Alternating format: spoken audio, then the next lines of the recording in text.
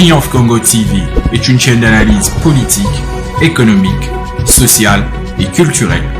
Congolais de partout, aimez votre chaîne, abonnez-vous, likez et activez la notification.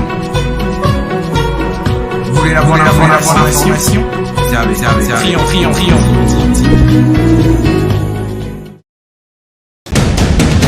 La République démocratique du Congo, c'est le plus grand pays d'Afrique centrale. Un territoire équivalent à plus de 4 fois celui de la France métropolitaine. Aimables téléspectateurs de Triomphe Congo Télévision, votre chaîne en ligne, nous voici devant l'actualité très chaude qui sévit dans la province de Lualaba. Comme vous connaissez, il y a un sérieux problème. Le gouverneur élu de la province, M. Richard Muyej-Manguez-Mas, qui est jusqu'à ce jour bloqué à Kinshasa. Nous savons aussi que M. Muyej a été désavoué par l'Assemblée provinciale du Lualaba. À ce jour, plusieurs questions planent. Il y a, par exemple, la plateforme pour des FIP qui venait de faire sortir un communiqué dénonçant les erreurs, la violation de la Constitution quant à ceux. Avant d'entrer dans le vif du sujet, fidèles et aimables téléspectateurs de Triomphe Congo Télévision, je vous demande d'abord de vous abonner massivement sur votre chaîne Triomphe Congo Télévision et surtout d'activer la cloche de notification afin de recevoir toutes nos productions. Alors, pour vérifier réellement est-ce que ce communiqué a été signé par les coordonnateurs de la plateforme pour des FIP, l'équipe de Triomphe Congo Télévision est descendue pour rencontrer M. Jean-Luc Kayoko, qui est aujourd'hui notre invité. Avec lui, nous allons essayer de débattre sur la question du Lualaba. Et sans plus tarder, je reçois mon invité, M. Jean-Luc Kayoko. Bonjour. Bonjour, monsieur.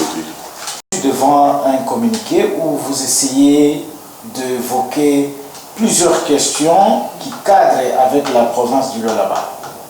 Qu'est-ce que vous voulez dire au juste? Parce que je vois ici, vous posez la question de savoir si la province est attachée à la présidence de la République. Qu'est-ce qui vous pousse à faire sortir ces communiqués? Ben voilà, c'est très simple. Nous sommes dans un pays de droit, un état de droit. Et de nos observations par rapport à la province du Lualaba en résumé, il y a eu tout ce qu'il y a eu. Ça fait une année et plus que le gouverneur élu est bloqué à Kinshasa. Malade, il est revenu. Il y a eu l'intermédiaire qui est la vice-gouverneur. Mais à notre grand étonnement, elle commence à poser les actes comme gouverneur. Ça, c'était d'abord ce qui nous a tiqué. Deuxièmement, elle pose des actes explicités. Quand on assume l'intérim, on est bloqué et on a des limites. Par exemple, on ne peut pas nommer un gouvernement. Par exemple, elle ne peut pas chasser les cabinets qui existaient du gouverneur élu parce que la seule personnalité censée mettre un gouvernement sur pied, c'est le gouverneur élu. C'est lui qui a la charge. La charge. C'est l'unique autorité reconnue et élue. Parce qu'elle n'a jamais défendu un programme devant l'Assemblée pour être élue. Le vice-gouverneur n'a jamais. Et en plus de ça, plusieurs fois, on a vu qu'elle a posé des actes. Réaménagement du gouvernement. Si nous suivons en réalité, ce n'est pas un réaménagement. C'est mise sur pied d'un gouvernement. Parce qu'elle n'avait pas de gouvernement. Comment elle va réaménager un gouvernement qu'elle n'a jamais eu? Vous voulez dire qu'elle a nommé de ministres? Oui, elle a nommé, elle a mis sur pied un gouvernement. Ceux qui n'aiment pas... dans ces attributions. De deux, prenez même le document avec lequel on nomme ces gens-là. Moi, à leur place, j'aurais honte. C'est quoi? Le document a comme en tête gouverneur, deuxièmement, vice-gouverneur, et à la signature, il y a gouverneur AI, le sceau du gouverneur. Donc c'est du menu. Mais elle a quel titre? Parce que dans ce document, nous le retrouvons avec 3 titres. Non, si pas dire 4, gouverneur elle-même, vice-gouverneur, gouverneur AI. Donc 3 titres. Elle est qui? Elle est vice-gouverneur, elle est gouverneur AI ou elle est gouverneur? Oui, en deuxième lieu, vous parliez. Sur le même document, elle fait allusion à des lettres qui n'existent pas. Je suis étonné que jusqu'à ce jour, que la Cour constitutionnelle puisse se taire. Parce qu'elle fait allusion à un document, à un arrêté de la Cour constitutionnelle, que la Cour constitutionnelle a rejeté. Ah bon? Mais la Cour constitutionnelle s'est taire. C'est quel arrêté? Est-ce que vous avez... Là tout de suite, là, je vais vous le donner, je vais vous donner le numéro de l'arrêté. Parce que quand il y a eu ce retrait de confiance vis-à-vis du gouverneur élu, on est parti à la Cour constitutionnelle. La Cour constitutionnelle a dit qu'elle ne reconnaît pas cette option de retrait de confiance. Cette notion de retrait de confiance n'est pas légale dans notre pays. Ou il est déchu ou il n'est pas. Entre les deux, l'Assemblée a dit retrait de confiance. Ça ne figure pas entre les deux. C'est peut-être pour ça que Madame la gouverneure se donne trop de pouvoir. Non, mais parce que rejeté par la Cour constitutionnelle. Parce que si vous dites ça, la déchéance d'un gouverneur, il y a 2 possibilités. La première possibilité, c'est l'Assemblée de le déchoir.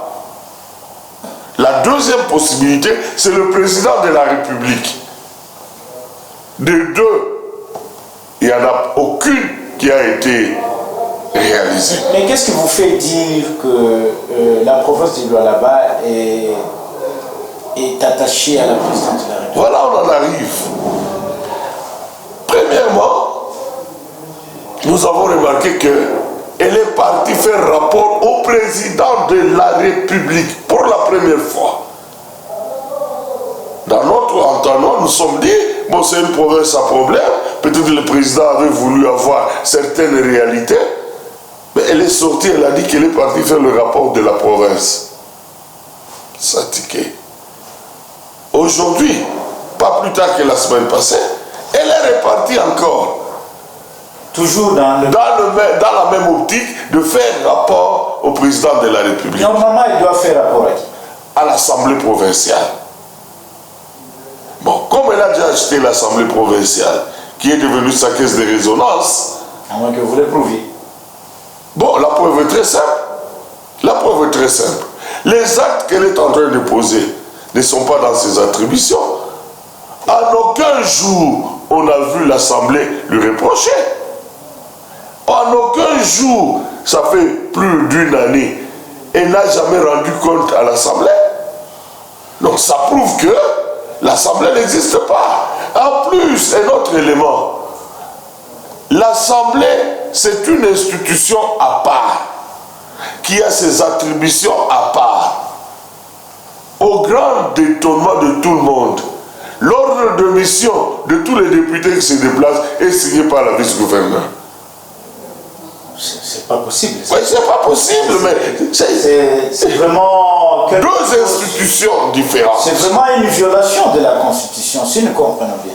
Mais Jean-Luc Kayoko, dites-nous, mais qu'est-ce qui fait traîner? Parce que vous avez évoqué la Cour constitutionnelle qui n'a pas reconnu les démarches de l'Assemblée provinciale et la présidence aussi. Mais qu'est-ce qui bloque le retour à l'ordre constitutionnel? Voilà. Avec les actes qu'elle est en train de poser, rendre compte, même pas à l'Assemblée provinciale, au niveau national, il doit rendre compte au VPM. Le vice-premier ministre, ministre de l'Intérieur. C'est peut-être lui qui l'a autorisé de former le gouvernement. Hein? C'est approuvé. Hein? C'est approuvé parce que je me rappelle que nous avons déjà eu l'entretien avec tout ce monde-là. Il y avait une lettre quand l'élu était très malade. On a dit qu'elle doit fonctionner. L'élu, vous parlez du gouverneur. Du gouverneur Miège. Richard Miège. Oui. Et cette lettre-là est dépassée d'il y a, si c'est une année. Et on fait allusion à ça. On fait allusion à la Cour constitutionnelle. Ça ne devait pas être de privilège. En réalité, même les documents utilisés, la Cour constitutionnelle devait voir la conformité. Il n'y a pas eu cette conformité. Même l'Assemblée provinciale n'a même pas eu le temps d'interpeller la dame. Autre chose pour vous dire que l'Assemblée ne fonctionne pas. Tous ceux qui étaient dans les cabinets passés, les cabinets du gouverneur n'ont jamais été payés. Ça fait aussi une année et plus. Jusqu'à ce jour. Jusqu'à ce jour. Et certains sont même arrêtés. Vous constatez qu'elle pose des actes dont l'Assemblée devait lui reprocher. Mais l'Assemblée ne lui reproche pas. Ces ministres-là commencent à fonctionner. Sur base de quelle politique, c'est sur base de quel programme? Est-ce que l'Assemblée connaît sur base de quel programme ce ministre-là fonctionne? Point d'interrogation. Ne pensez-vous pas qu'il y a une certaine garantie qu'on a accordée à Madame la vice-gouverneure pour qu'elle puisse poser tous ces actes? Oui, mais c'est cette garantie qui viole effectivement la loi. Parce que la loi est très claire. La loi sur la libre administration dit c'est à l'Assemblée que vous rendez compte. Parce que vous avez eu votre pouvoir de l'Assemblée provinciale. Maintenant, elle va rendre compte à la présidence de la République. Avec quel objectif? Voilà, l'objectif. Maintenant, nous nous posons plusieurs questions. Est-ce que la province du Lualaba, qui a raté la balkanisation avec ce défi que cet Horacique a lancé à toute la République, défiant toutes les lois, elle a mis un gouvernement. Défiant toutes les lois, elle va rendre compte à la présidence. Maintenant, nous nous posons la question. Est-ce que la province du Lualaba a-t-elle déjà eu un nouveau statut ou un statut spécial? Et c'est par quelle loi, c'est par quel décret elle a eu ce statut spécial? Vous voyez déjà, ça devient un problème. Est-ce qu'on va tolérer que chaque gouverneur aille rendre compte à la présidence de la République? Est-ce que c'est la seule province où on voit le gouverneur allait, ou le gouverneur en intérim allait rendre compte à la présidence? La seule? Dites-moi une autre province. Dites-moi une autre province. Et qu'est-ce qui cache? Le président de la République est une autorité qui doit arbitrer. C'est un arbitre des institutions.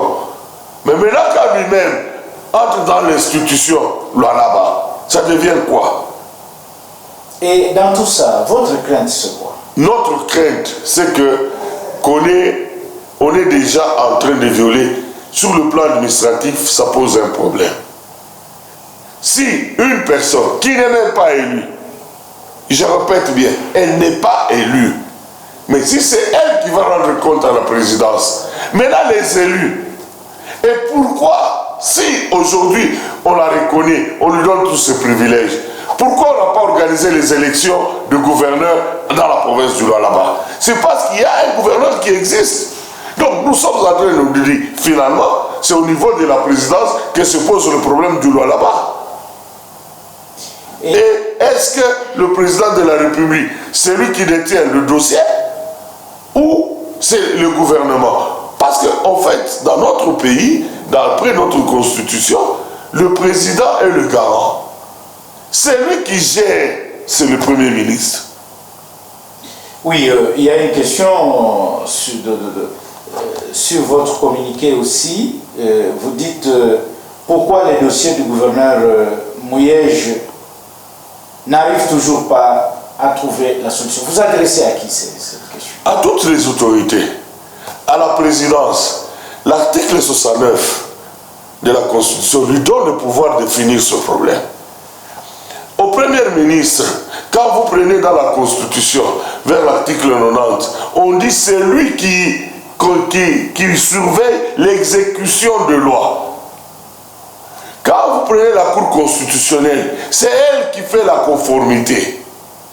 La Cour de cassation, donc toutes ces autorités-là, l'Assemblée provinciale, même si elle est en train de décevoir, mais c'est son rôle.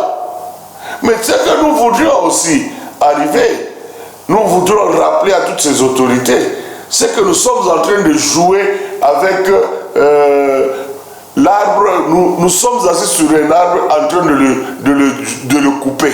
Nous allons nous retrouver par terre. Parce que le Lualaba, c'est la capitale mondiale du cobalt. C'est là où le monde tourne ses yeux. C'est là où nos phares d'essai au front peuvent avoir les moyens. C'est là où le social de la République, le budget peut augmenter. Parce que le cobalt a pris beaucoup de valeur. Mais quand nous-mêmes, nous prenons cet endroit, comme nous avons joué avec Mbuji-Mayi, capitale mondiale du diamant, nous avons négligé. Aujourd'hui, Mbuji-Mayi sait qu'il est. Le diamant est où? Tout ce que le diamant a produit, capitale mondiale. Aujourd'hui, capitale mondiale du cobalt. Nous commençons le même jeu. C'est ça l'interpellation. Alors vous, en tant que société civile, quelle peut être la solution devant une telle situation? Devant cette situation, nous demandons à toutes ces autorités, si M. Mouyej, qui est le gouverneur élu, vous l'avez déjà destitué, écrivez officiellement. Comme ça, on a des élections, on rentre à la gouvernance. Parce qu'aujourd'hui, ce qui se passe, c'est, on peut dire, un putsch. Donc on cherche à faire partie le gouverneur élu. Oui. En violation de la Constitution. Oui, mais au lieu de le dire officiellement, on commence à le dire en privilégiant une personne qui ne doit pas gérer la province. C'est ça, cette violation de droit que nous sommes en train. Nous, tout ce qui peut se passer, si elle veut être élue gouverneur, quand on organise les élections, on n'en aura pas besoin. On n'aura pas besoin de la critiquer parce qu'elle serait passée par les élections. Aujourd'hui, c'est parce que ce qu'elle est en train de faire ne lui revient pas de droit. Il y a des ministres des infrastructures au niveau national. Elle doit les rendre compte seulement à la présidence. Non, ça inquiète le pays. Et elle est aussi accompagnée par l'Assemblée, le président de l'Assemblée provinciale, il fait part. Non, nous le prenons comme une caisse de résonance. Parce que si lui accompagnait cette dame, devait d'abord commencer à l'écouter. Elle devait d'abord venir lui rendre compte. Donc, dans la considération, nous sommes dans une société, nous ne sommes pas dans la maison de quelqu'un. Une société est régie par des lois. Et notre pays est régi par des lois. Quand on appelle Horacik arrogante, ça veut dire quoi? Elle a défié tout le pays, toutes les lois du pays, par elle-même. Et ça, le président de la République ne devait pas encourager. Il devait décourager. Mais en l'accueillant pour lui faire le rapport de la province, ça devient inquiétant. Parce qu'aujourd'hui, nous en parlons, les gens peuvent prendre comme ils veulent. Mais demain, quand ça sera une autre province, n'est-ce pas là la balkanisation que nous sommes en train de ne pas vouloir? Et avez-vous un message à lancer au Parlement, au niveau... Même au Sénat. Même au Sénat aussi. Nous avons dit... C'est une situation qui inquiète presque tout le monde. Nous demandons au Sénat, qui avait déjà commencé ce dossier, en interpellant le VPM de l'intérieur. Le VPM a éclairci les choses. Nous pensons que cette léthargie qui commence à se poser nous inquiète. Parce que vous avez commencé un dossier qu'on le termine. L'Assemblée provinciale et nationale devait aussi s'inquiéter parce que ce nouveau statut que se donne le Lualaba, la province du Lualaba, vient de quelle loi? Donc un statut spécial. Spécial, où il n'y a qu'elle qui n'est pas élue qui doit aller faire rapport au président de la République. Nous demandons à la Cour de constitutionnelle de faire la conformité de ce qu'elle pose comme acte. Même à l'IGF, nous disons à l'IGF, nous devons savoir tout cet argent, elle construit, bon, parce qu'il y a tout ce qu'elle raconte elle-même, elle construit à Goma, elle veut construire au Kassai, c'est sur base de quelle loi? où tu dois prendre l'argent d'une province et aller construire dans une autre province. Quelle est cette loi? Peut-être c'est une province qui est rattachée quelque part, qui reçoit Mais c'est pour ça que nous disons, des privilèges. ce privilège de la province du Lualaba, est-ce qu'il y a déjà un document qui dit Lualaba est devenu une province rattachée à la présidence? Ou bien Lualaba n'est plus une province de la République démocratique du Congo, c'est un pays. Un pays à part. À part, qui a ses propres lois. Mais c'est tout ça que nous nous posons comme question. Quand vous prenez dans toutes nos lois, vous ne retrouverez pas les actes qu'elle est en train de poser. Donc ça veut dire que toutes ces autorités-là, nous craignons la balkanisation à l'Est. Non, nous avons déjà une balkanisation administrative qui aura des répercussions dans le futur. Parce qu'il ne faut pas savoir qu'il ne faut pas oublier que les autres provinces observent aussi, se posent aussi des questions. Le jour où une autre province... Téléspectateurs de Triomphe Congo Télévision, comme vous venez de le constater, le dossier de Lualaba, c'est une forêt qui cache quelque chose. Nous remercions M. Jean-Luc Kayoko pour sa franchise. Nous espérons que les voix vont s'élever pour essayer de décrire cette situation et qui interpelle les autorités du pays par rapport à la situation qui sévit au Lualaba. Eh bien, M. Jean-Luc Kayoko, peut-être vous avez un dernier mot par rapport à ce dossier. Oui, tout ce que je peux dire en dernier, c'est m'adresser au président de la République. Vous êtes notre président. Vous n'êtes pas le président d'un groupement ou d'un individu. Vous êtes le garant de notre Constitution. Vous êtes l'arbitre des institutions. Nous vous demandons que cette situation du Lualaba puisse prendre fin. Parce que vous en avez le pouvoir. Ou le gouverneur est déchu, vous lui écrivez officiellement, vous lui reprochez ce que vous devez lui reprocher. Le gouverneur Mouyège. Oui, vous lui reprochez ce que vous devez lui reprocher. Que la Cour l'entende, si c'est réellement il a détourné, ou s'il n'a pas détourné, il a fait loin de sa maison plus d'une année. Donc je pense qu'il a besoin aussi de savoir qu'il est en paix ou il est en prison. Donc, nous vous interpellons, nous vous demandons, vous avez le pouvoir de le faire pour que ça prenne fin. Parce que ce qui se passe à Lualaba, nous vous informons aussi qu'il y a même un député qui a échappé de justesse à la justice populaire. Donc, oui, parce que les gens considèrent que ce sont eux les lâches qui bloquent la situation du Lualaba. Donc, ça veut dire que nous devons éviter que le pire arrive pour commencer à résoudre.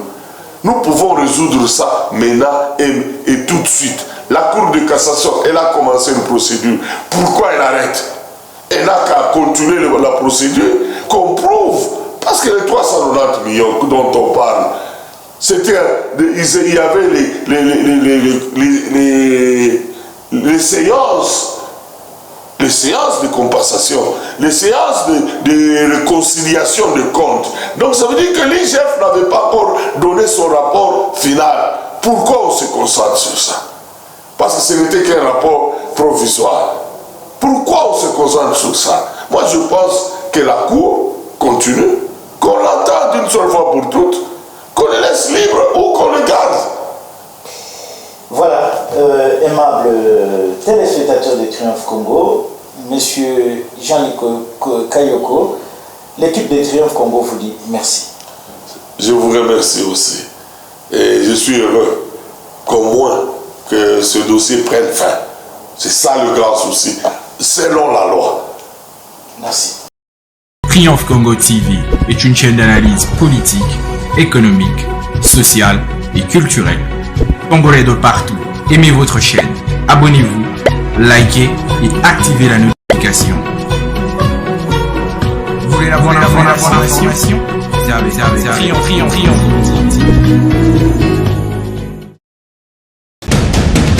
La République démocratique du Congo, c'est le plus grand pays d'Afrique centrale.